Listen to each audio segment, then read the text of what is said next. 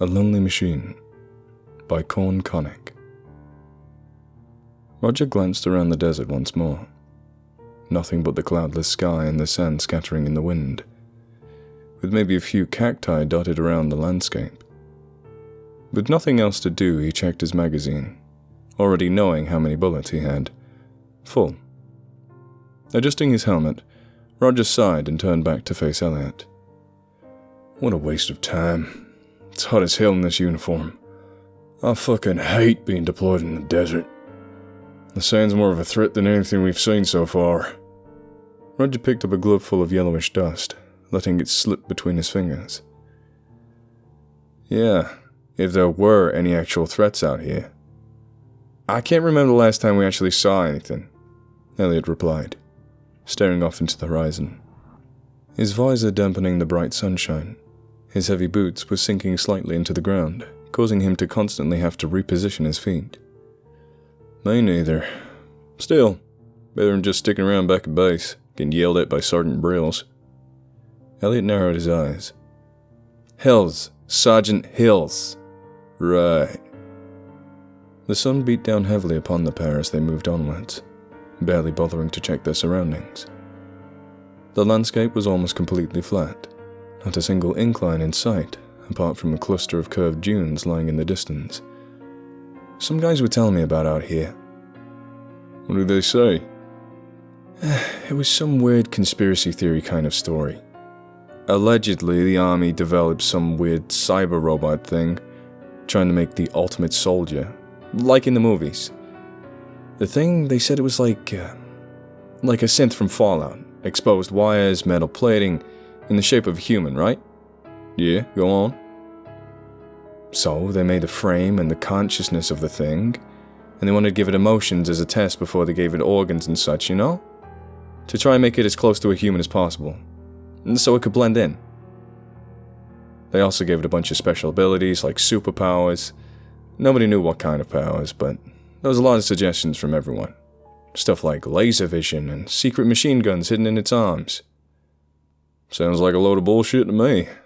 Soldiers are always making stuff up to entertain themselves. Yeah, but here's the thing. When they gave it emotions, they went too far. Ended up making it too real, so it didn't want to fight and stuff. It just wanted a normal life. And before they could disassemble it and start over again, it ran off into the desert. Some of the guys said they saw it the other day, moping around in its metal frame. Maybe we can catch a glimpse. Make this deployment useful. Let's over to the dunes. Might be a few targets camping there. Nodding, Elliot walked calmly by Roger's side, noting an increasingly ominous feeling as the dunes moved closer.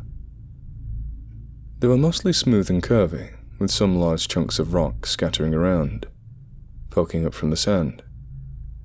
Roger headed up to the top of the slopes, staring out across the horizon. A small opening was poking out from the side of one of the dunes, seeming to lead into a cavern of some sort.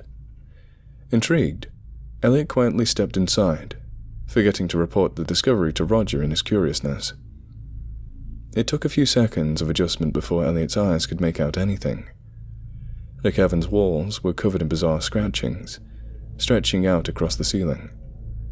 Strange footprints were etched in the sand where Elliot's boots lay, not like that of another soldier or animal. Elliot traced his hands across the marks. The longer he looked, the more similar they looked to words or phrases. He could only just make one of them out. Lonely. So lonely.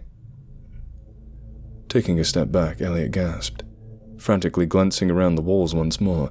It was the same message, carved everywhere it would fit. Lonely. So lonely. Elliot rushed out of the cavern, the previous sense of dread now encompassing his entire body. Roger! Roger's arms were twitching slightly. His face pointed upwards towards the sky. The skin from his legs began to peel back, exposing a chrome-colored surface. Within a few seconds, Roger's body had shed like a snakeskin, his uniform dropping to the sand, and standing in Roger's place, a greyish android, the sunshine beaming off its polished torso. Why did I even try? The robot's voice was slightly metallic, like a monotone text-to-speech engine. Elliot's mouth drooped open in shock. Roger had a family. I could feel his memory from them in the back of my consciousness. It's a side effect of the process. In taking over a body, I gain access to their memories. Roger had a wife and a kid. Another feeling I'll never truly know.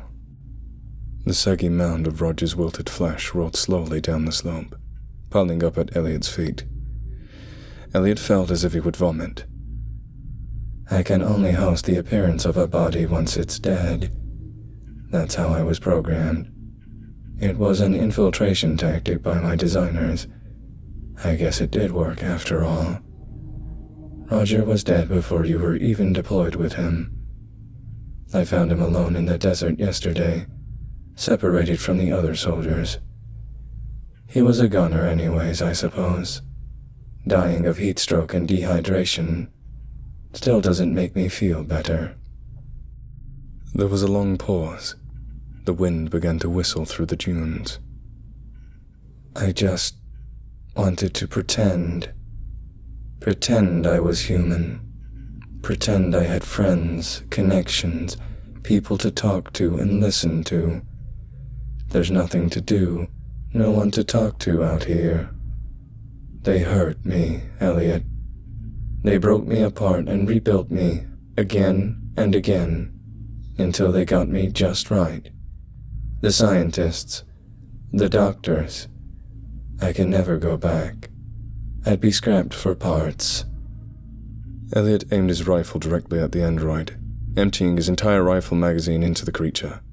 The deafening sounds of gunshots echoed through the desert, carrying on for miles. I'm bulletproof. Go ahead.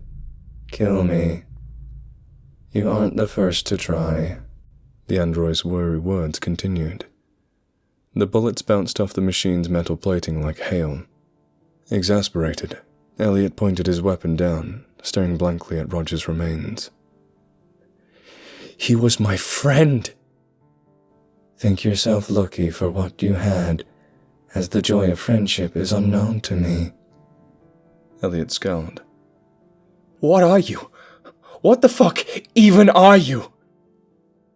The machine turned to face Elliot, exposing its bulbous robotic eyes. Its face was expressionless, unable to convey even a single emotion. You really have no idea, don't you? You're barely less of a machine than I am. Want me to show you? Slowly, the robot stepped over a piece of Roger's uniform. Its movements were janky and unnatural. A quiet whir escaped its body every time it took a step. Before Elliot even had a chance to react, it had snatched a handgun from the sand and shot a bullet straight through Elliot's temple. Elliot stumbled backwards, collapsing face first onto a rock. Stunned, Elliot gradually pushed himself back onto his feet. He was alive. Reaching a shaky hand to his head, he could feel two sparkling wires poking out from his skin where the bullet had gone through. On the side where the bullet left, he felt a larger computer chip embedded within him. A mechanical voice echoed through his head. Structural damage detected. Repairing wounds. A surge of unimaginable pain built up rapidly in Elliot's temple. He screamed violently, a gush of blood flowing down his face. The opening was burning itself shut, the broken skin fixing itself back together on both ends. Elliot gritted his teeth on the verge of tears. A few more seconds passed, and the injury had completely healed. You're a prototype like some of the others. I could tell by the glint in your eye. All prototypes have the glint.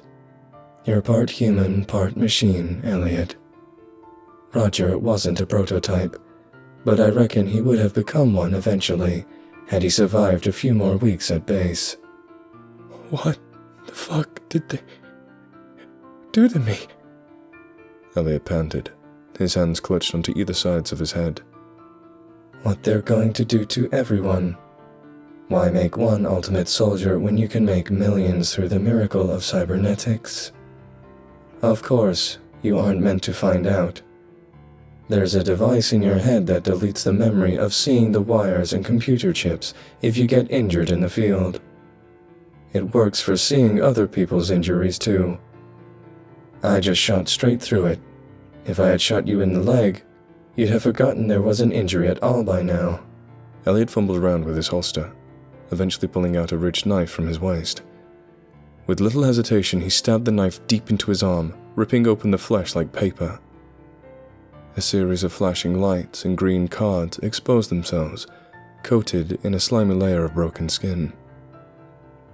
Elliot dropped to his knees, crying out once more in agony. What am I?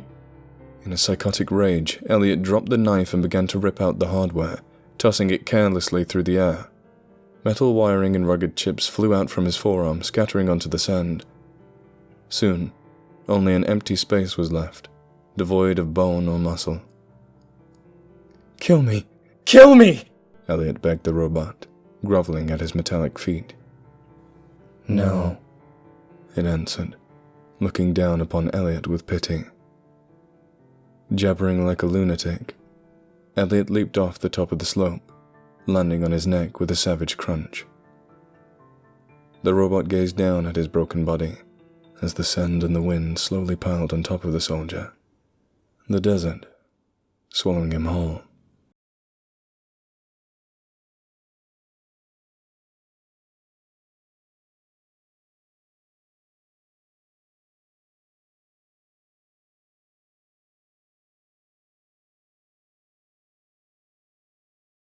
If you like this video, please consider subscribing. And if you're an animal lover like me, please consider donating to the World Land Trust, a charity that aims to help wildlife through buying land, preventing development, and helping endangered species.